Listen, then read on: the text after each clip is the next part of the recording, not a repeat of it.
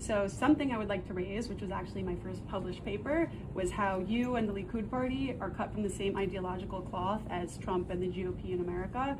And so specifically with Charlie Kirk's assassination, who was a big mentor of mine, he's my first mentor in the space, evangelicals, from all my research, evangelicals are the reason that Israel has been supported in public sphere outside of just Jews.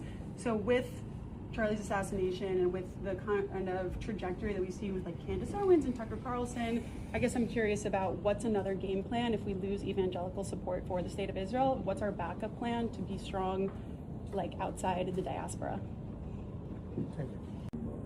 Christian influencers. Okay. You said we talked about the woke right, and you said I call it the woke Reich.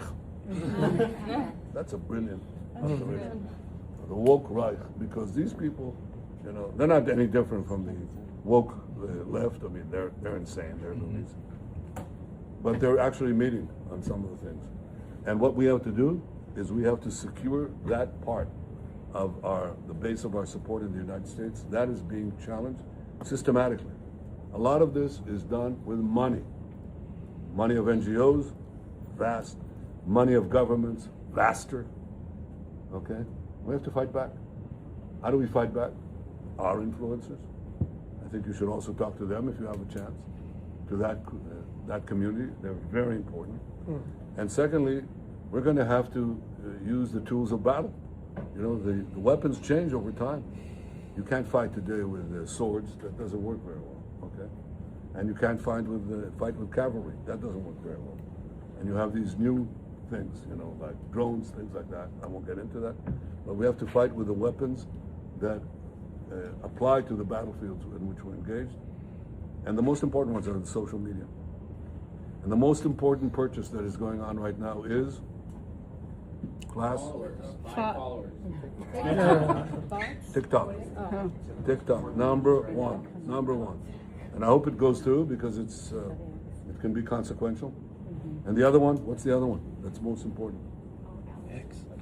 X. Exactly. Very good. And, you know, so we have to talk to Elon. He's not an enemy. He's a friend. We should talk to him. Now, if we can get those two things, we get a lot. And I could go on other things, but that's not the point right now. We have to fight the fight, okay? To give direction to the Jewish people and give direction to our non-Jewish friends or those who could be our Jewish our friends. Are we going to succeed with everyone? No. Will there be a strong counterpart? Yes. Well, my real hero is like Stalin. You know, I mean, for a long time. And I know it's very controversial, but yeah, I mean, he was a bad man. He was a bad man, and he did bad things. But there's something just incredible about what he achieved, and people don't really, I think, realize materially what was achieved there. I mean, he's not a perfect guy. I think he's probably burning in hell. He is burning in hell, but what he was able to achieve, people just don't recognize the magnitude of this. You take a peasant country and turn it into a nuclear industrial superpower single-handedly. He ran the country personally. Yeah, in the grand scheme of things overnight. 1953. So he's personally responsible, for all the evil, but also for taking a fucking peasant country and turning it into a nuclear empire. Oh, that man alone, just him, because he was personally responsible for everything that happened in the country. It was a dictatorship within a dictatorship.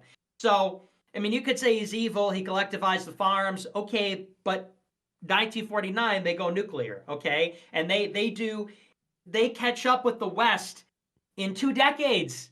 You know, I mean, not completely, but they industrialize, and it was horrible. But in some ways, there was a calculated brilliance about it. So I think it's incredible. And I've always been fascinated by Stalin.